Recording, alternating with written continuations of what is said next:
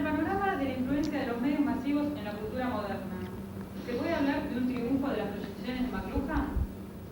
Sí. Las de McLuhan y las de Goebbels, como su inmediato predecesor. ¿En qué sentido? En la práctica plenamente realizada en el contexto del Tercer Reich y en el contexto de la sociedad mediática moderna, de la creación de una conciencia electrónica artificialmente producida o industrialmente producida y de carácter universal.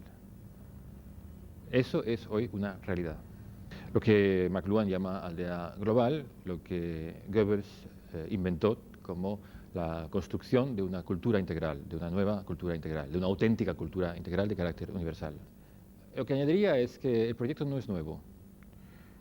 Históricamente, su antecedente es el proyecto eclesiástico de constitución de una conciencia cristiana universal, solo que los medios de propaganda de la Iglesia eran técnicamente diferentes a los medios de los medios electrónicos contemporáneos. Y es también en parte diferente la estructura social que se constituye con ellos, la estructura de comunicación que se constituye con ellos y asimismo algunos de los valores o algunos de los aspectos o detalles que dibujan este panorama contemporáneo. La lucha de clases es un concepto complicado. No sé qué quiere decir usted con ese concepto, pero si nos atenemos a la idea doctrinaria de lucha de clases, tal como la formuló el socialismo del siglo pasado o el leninismo en el siglo contemporáneo, es un concepto inaceptable, por muchas razones. No porque no existan conflictos en el mundo moderno, pero hoy asistimos a una escenificación de algo parecido a lo que antiguamente se había llamado como explotación capitalista, de características completamente diferentes. Son diferentes las formas de alienación del trabajo, por emplear esta categoría que ya es arcaica, y son diferentes también las formas de miseria que en el tercer y en el cuarto mundo se producen en nombre de este progreso y como condición generalizada de este progreso. El extremo que hoy vemos por doquier de lo que anacrónicamente se podría llamar explotación capitalista, hoy lo contemplamos simplemente como destrucción de una materia humana indiscriminada, de manera masiva, en forma de genocidios perfectamente planificados. Creo que esa es la dimensión radical, nueva y fantasmática también, que adquiere yo no digo ya explotación, sino la destructividad del progreso en su forma al mismo tiempo racional e irracional en el mundo contemporáneo. El panorama de las desigualdades sociales, de los conflictos que esas desigualdades sociales y económicas se generan, el modelo extremo a considerar y el modelo nuevo a considerar en el panorama actual es la utilización, por ejemplo, mediática como espectáculo para el deleite de las masas millonarias en el mundo entero de los genocidios militarmente organizados en el tercer mundo, como el último es Ruanda, en fin, el último hasta hoy es Ruanda, mañana habrá otro. Esta es la forma extrema de destrucción que exige el funcionamiento de la maquinaria industrial tardomoderna. En su extremo. En otras palabras, que si hubiese que pensar en algo como una lucha de clases, la categoría creo que es completamente obsoleta en el contexto actual, hay que tener en cuenta este novum, la destrucción a gran escala. La integración social hoy en un contexto social avanzado, desarrollado, solo funciona en y a través de los medios electrónicos. La sociedad se organiza como una masa electrónica. Esa masa electrónica, por supuesto, no abraza al mundo entero, es decir, no abraza a todos los hombres, del mismo modo que tampoco abrazaba a todos los seres humanos el panorama, el proyecto ecuménico del cristianismo. Los que quedan fuera se descomponen, se pudren, son utilizados como materia humana, por emplear este concepto fascista clásico, como materia humana de destrucción. Vivimos en una sociedad en la que al mismo tiempo contemplamos, creo, las formas altamente organizadas altamente vigiladas, por así decirlo, de la existencia confinada, encapsulada, apantallada en la vida del espectador televisivo, y al mismo tiempo experimentamos una sociedad en un proceso de descomposición en cuanto a sus valores sociales, en cuanto a sus formas tradicionales de convivencia, de comunicación y los valores de vida ligados a ella. Por ejemplo, el concepto ético de la ciudad frente al concepto de una sociedad como un objeto, al concepto violento de sociedad que nos define hoy. Y ahí entramos en el concepto de masa electrónica o de masa eclesiástica o de masa religiosa. El que entra en la estructura de la masa electrónica y entra a través de una serie, en primer lugar entra a través de una pantalla, pero dentro de la pantalla ya entra a través de una serie de identificaciones lingüísticas con esta pantalla, recibe a cambio una promesa de salvación. Una promesa de salvación de carácter trascendente, exactamente como la salvación de la cruz, pero bajo formas diferentes. Ahora es la salvación que proporciona un cepillo de dientes o un detergente que limpia mejor que otro detergente o un automóvil de una tecnología avanzada. Yo creo que la arquitectura llamada posmoderna se caracteriza por una no concepción de ningún espacio. Es una arquitectura de fachadas, es una arquitectura de marketing en gran medida. Porque el espacio ya no es interesante. Tampoco el espacio es interesante como container de la masa para dominar, para controlar, para vigilar, o para castigar o para destruir a la masa. Porque el espacio contemporáneo, el espacio políticamente significativo, socialmente integrador, culturalmente normativo, es el espacio mediático, el espacio virtual. Por tanto, yo creo que la crisis de la arquitectura posmoderna, que es una crisis de una arquitectura que sabe perfectamente que ya no tiene ninguna función como construcción del espacio, sino simplemente como ornamentación del espacio, o como design o sobrediseño de valores iconográficos añadidos, se debe precisamente al hecho de que los espacios social y políticamente significativos son hoy los espacios, y solamente los espacios virtuales, que definen los medios electrónicos. El tema es muy amplio y voy a intentar reducirlo a un tema específico: el evento mediático. El evento mediático es un espacio virtual, generalmente se celebran en lugares paradisíacos, islas en el Egeo, paisajes en el Polo Norte o en cualquier lugar fantasmático y fantástico al mismo tiempo. Y son espacios definidos precisamente por su carácter neutral o por su carácter iconográfico, de carácter literario, de carácter fictivo, maravilloso. Es un poco un espacio surreal. Y sin embargo, esos espacios que no tienen ninguna significación social ni histórica, son espacios neutros, espacios vacíos, son precisamente los espacios en los que tiene lugar, aparentemente, lo que se pone en escena. En esos espacios se ponen en escena las grandes decisiones históricas universales, por ejemplo, la liquidación de la Guerra Fría. Esta es la importancia, es decir, que creo que eso es un modelo digno para, simplemente lo señalo aquí muy rápidamente, muy importante para discutir, como el modelo de espacios significativos, pero al mismo tiempo significativos en la misma medida que están desposeídos de cualquier dimensión histórica, de cualquier dimensión social real y de cualquier dimensión humana. Es la espectacularización mediática de los espacios, en este caso de la historia, del acontecer histórico y de la representación del poder. Yo no creo que la idea de vanguardia se haya agotado, simplemente se ha realizado. La palabra realizada no es adecuada porque implica un idealismo, como si hubiese hubiese habido una voluntad divina o casi divina en las vanguardias y que hoy podemos decir que esta voluntad se ha cumplido. No es exactamente así, pero es de alguna manera así. Las ideas constructivas de la vanguardia, en los aspectos racionales, organizativos de la sociedad, en los aspectos constructivos de un orden civilizatorio y también en los aspectos más relacionados con el orden de la fantasía, de lo maravilloso, de la satisfacción irracional del género humano en la sociedad contemporánea, se han realizado, se han cumplido, son los que nos encontramos en el mundo de nuestro entorno. Sin embargo, lo que sabemos es que no porque nuestras ciudades estén mejor organizadas por sistemas viales de alta velocidad o porque nuestros sistemas de de comunicación mediática, los spots publicitarios, por ejemplo, sean más perfectos y manejen con una precisión mayor un lenguaje inconsciente, somos más felices o somos más libres o podemos considerarnos una comunidad más perfecta.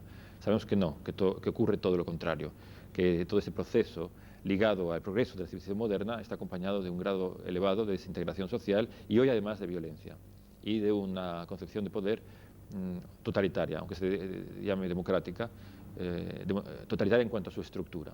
Ahí el dilema. Estamos en un mundo que es teóricamente feliz y perfecto y sin embargo sabemos que no es ni feliz ni es perfecto. De ahí la desorientación, de ahí la crisis, de ahí la sensación de vacío, suspendidos en el aire de una promesa de felicidad que no se ha cumplido y, viviendo bajo un paradigma intelectual, teórico, programático, artístico, que no nos sirve para nada. No solamente no nos sirve para nada, sino que además acompaña una conciencia hoy cada vez mayor de estar frente a un abismo y no saber cómo ni por dónde saltar o por dónde salirnos de esta encrucijada. Ciertamente, no diría del capitalismo, diría de la sociedad industrial, el maquinismo, el futurismo, el racionalismo en arquitectura ha tenido también, entre otras cosas, un valor legitimatorio, o sea, un valor ideológico. Pero no creo que este sentido legitimatorio sea lo más importante o el aspecto más importante a tener en cuenta en la historia de las vanguardias. Me parece más importante el aspecto productivo de esta racionalidad. Y ahí el tema, o uno de los, creo que de los temas más atractivos es Le Corbusier. Cuando Le Corbusier define la nueva unidad mínima de habitación, lo que quiere decir también una unidad mínima de existencia humana, está formulando no solamente una ideología afín a las exigencias de un capitalismo industrial avanzado, sino que al mismo tiempo está creando las bases lógicas y operacionales para que esta sociedad industrial pueda funcionar y para que la conciencia y la forma de vida humana que llamamos moderna se adecúe, se adapte realmente, materialmente, a las normas, a las exigencias de este desarrollo de la sociedad industrial moderna. Todas las vanguardias han entrañado un momento destructivo de tradiciones, de normas, de academicismos, etcétera, de conciencia histórica, de memoria histórica, un momento destructivo que en algunos momentos tiene un carácter ciertamente liberador, cuando se trata de destruir el poder de una academia ferozmente corrupta o ferozmente inerte. Todos aplaudimos este gesto, que efectivamente que llevó a cabo las vanguardias. Recordemos los gritos de guerra de los futuristas contra la pedantería de los profesores. Eso está muy bien. Pero al mismo tiempo, ese mismo gesto destructivo se llevó consigo cosas que quizás no son tan desinteresantes. Hay un aspecto que hoy generalizadamente tenemos en cuenta o somos más sensibles hacia él, que es el de la memoria histórica. La ruptura con la memoria histórica hoy la vemos como una pérdida extremadamente peligrosa en la sociedad contemporánea, en la cultura contemporánea. Yo diría por pasos, o daría en ese sentido dos pasos. Primer paso. En efecto, el simulacro es moderno en un sentido estricto, es decir, solamente a partir de las vanguardias, o mejor dicho, solamente a partir de ese momento en el que surge una estética que rompe con la tradición de la creación artística como experiencia de lo real, como reflexión de lo real, como reflejo de lo real, en el sentido de ser espejo del mundo, en las múltiples significaciones que entraña esta palabra y su larga historia, y por el contrario, se pone en la cabeza la idea de construir un mundo artificial, un mundo, una segunda naturaleza de carácter integral, es decir, un simulacro a gran escala. Ahí, pues, eso es precisamente, significa el nacimiento de un proyecto moderno, y eso es un elemento fundamental en las vanguardias. Surge solamente con las vanguardias, tiene que ver con la ruptura con el orden representacional anterior a las vanguardias, aquel que define la historia clásica del arte moderno desde el Renacimiento por lo menos. Segundo aspecto, usted pregunta el teatro griego no es un simulacro. Bueno, no diría el teatro griego, pero sí creo que hay un paradigma que es muy interesante. En el barroco, el auto sacramental. Y hay un auto sacramental español muy interesante en ese sentido, que es el gran teatro del mundo. Y ahí sugiero también una aproximación teológica, o más específicamente una aproximación cuyo punto de partida es la crítica de la concepción cristiana del mundo y de la vida, que es aplicable al nihilismo mediático contemporáneo. Básicamente, esta aproximación, ¿en qué consiste? En ver cómo esta idea del auto sacramental, profundamente relacionada y profundamente anclada en las concepciones mediáticas de la Iglesia Católica en la época esplendorosa de su poder colonial universal, su poder colonizador y destructivo universal, ver en qué sentido operaba. Y operaba precisamente como inversión de la realidad. El auto sacramental convertía el teatro, el plató, el escenario, en la auténtica realidad, la realidad divina, la realidad metafísicamente sustancial, frente a la irrealidad del espectador.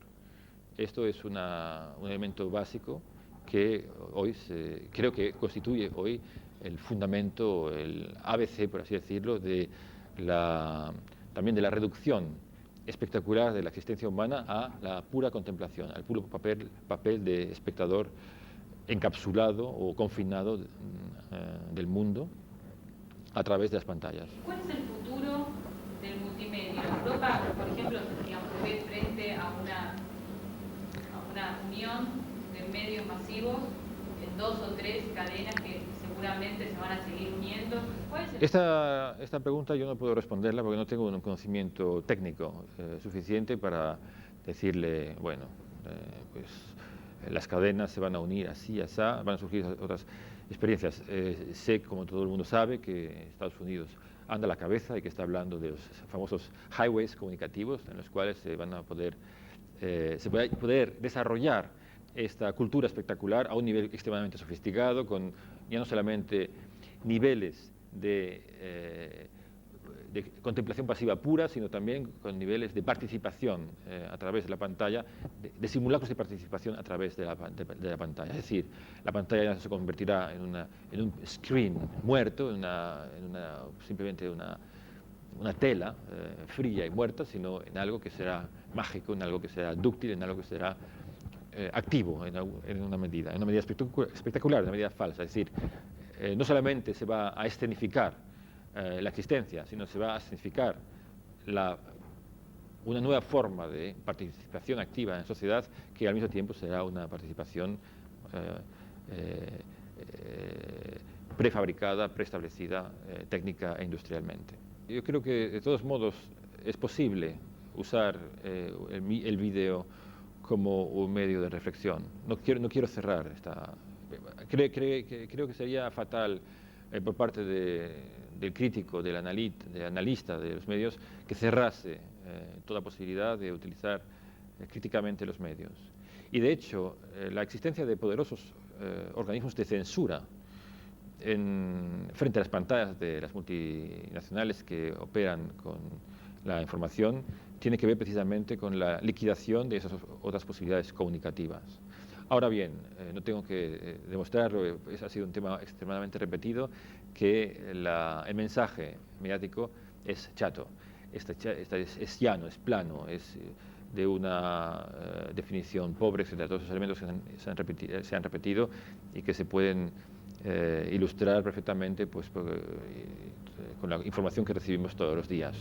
Una imagen de un bebé agónico en Ruanda parece que nos acerca, nos pone en un contacto inmediato con una realidad terrible y dura, y sin embargo esta visión, como tal visión fragmentaria, como tal visión fetichizada de crueldad, de desgracia, de dolor humano, etcétera, es una falsificación de los acontecimientos que tienen lugar en un contexto político, social e histórico como el contexto excolonial o postcolonial de Ruanda. En ese sentido, la televisión actúa no solamente como un sistema de manipulación o de desinformación, sino actúa realmente como un sistema de destrucción de cualquier posibilidad reflexiva sobre la realidad a un nivel masivo. Bueno, las pantallas no son vigilantes en el sentido tradicional, Foucaultiano, de vigilar y castigar, porque las pantallas nos observan. Creo que el aspecto, digamos así, organizativo de la masa, la función que la pantalla tiene también como container de la masa electrónica contemporánea, ciertamente diferente a la masa callejera de la época de los movimientos de masas tradicionales en el fascismo, en el stalinismo o en el socialismo del siglo pasado. Bueno, tiene esa función, es un container virtual, es un container electrónico y cumple, a través de esta nueva dimensión, cumple una función también de vigilancia, de confinamiento, de control. Ejemplo. O más bien que ejemplo, hay un aspecto central, estructural, que define este confinamiento, esta detención y esta aniquilación de la masa electrónica a través de la pantalla.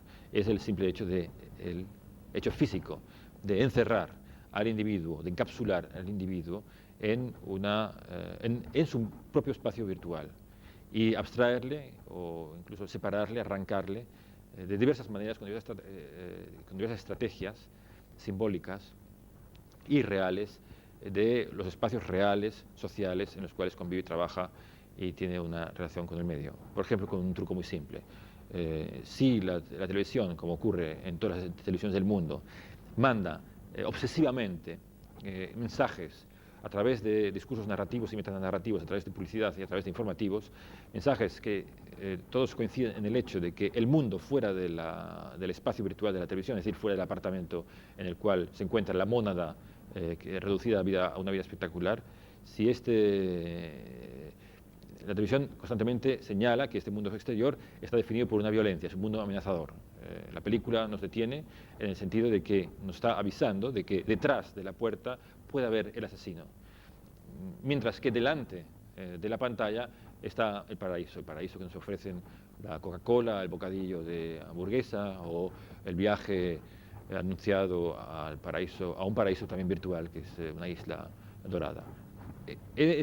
No quiero especificar más, este modelo tan simple ya pone de manifiesto cómo esta mónada electrónica queda fijada, clavada, por así decirlo, dentro de ese espacio virtual, como succionada por ese espacio virtual, y a través de eso reproducido a escala de millones, se genera un nuevo container de masas, diferente a los containers espaciales, territoriales, arquitectónicos, por ejemplo, del Tercer Reich, del fascismo o del nacionalsocialismo alemán, diferente en cuanto a su naturaleza, pero no diferente en cuanto a sus efectos. Y quiero señalar, para acabar, quiero señalar creo que un aspecto interesante. Precisamente Canetti, en este maravilloso libro que se llama Masa y Poder, él, analizando los espacios y la construcción de la masa en el fascismo a través de la arquitectura, a través precisamente de Speer, se refiere a dos aspectos centrales de la construcción totalitaria de la masa. Uno es el de organizarla en una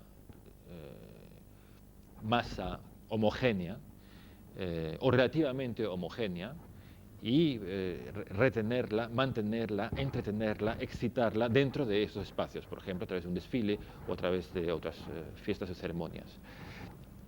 Eso, desde luego, también lo hace la televisión. Mantiene, conserva, excita, entretiene la masa de una manera en un tiempo indefinido. Pero Canetti añade otro aspecto importante.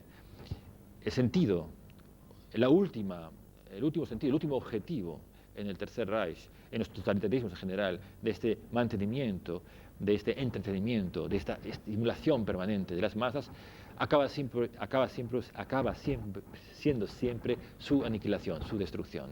Y hay dos ejemplos muy importantes, y que son dos ejemplos de una radical importancia en el contexto histórico del Tercer Reich o del stalinismo. Son los campos de concentración, los campos nazis de concentración, genocidio a judíos, genocidio contra minorías sexuales, etc. o los campos de trabajo que se han creado a lo largo de la historia del comunismo en la Unión Soviética y países satélites con la misma función. Es decir, como el siguiente paso, la masa se contiene y se entretiene para luego exterminarla. El otro gran modelo es la masa de soldados, que también tiene un significado letal. La pregunta, y lo dejo como pregunta, lo dejo como pregunta abierta, si también la masa electrónica es una masa también dispuesta de tal manera que su último sentido es su destrucción. Y por lo menos, yo no voy a decir que su destrucción se tenga que operar también ahora como una masa que se va a sacrificar en guerras, porque las guerras actualmente no precisan de sacrificios de soldados. Ni tampoco me parece exactamente que en el mundo actual se tienda a gasificar las masas en el sentido en que lo hacían los campos de concentración nazis. Además, es decir, a asfixiarlos con gas. Pero hay una forma también electrónica de gasificación.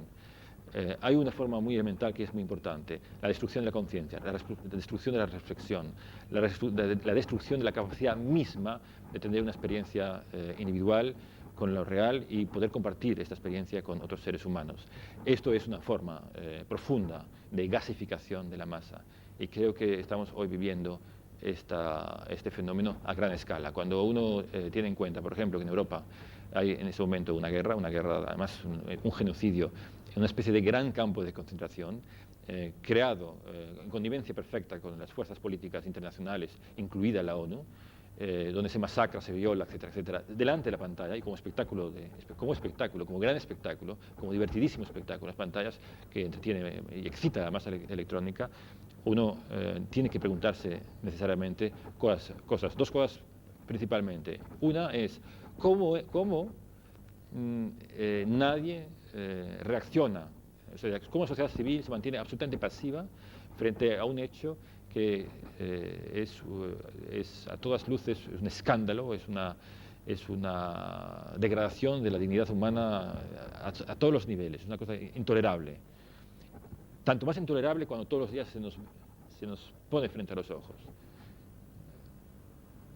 Esta situación de pasividad es una respuesta o es una expresión precisamente de esta destrucción de la masa humana a través de los medios. Los medios están organizados de tal manera que hipnotizan, que aniquilan cualquier capacidad de respuesta frente a esta realidad humana tan elemental como es la de una destrucción sostenida y masiva. Pero además hay otra perspectiva que está profundamente ligada a los medios de comunicación, a mi modo de ver, y es que esta destrucción no solamente es una destrucción virtual, es también una destrucción real, y que además está en un proceso de desarrollarse. Es decir, quizás también la masa electrónica es una masa destinada a una destrucción no solamente virtual o psicológica o simbólica, sino también a una destrucción real. Esta creo que es la última pregunta que hoy debemos plantearnos respecto al poder y a la construcción mediática de la masa tardomoderna.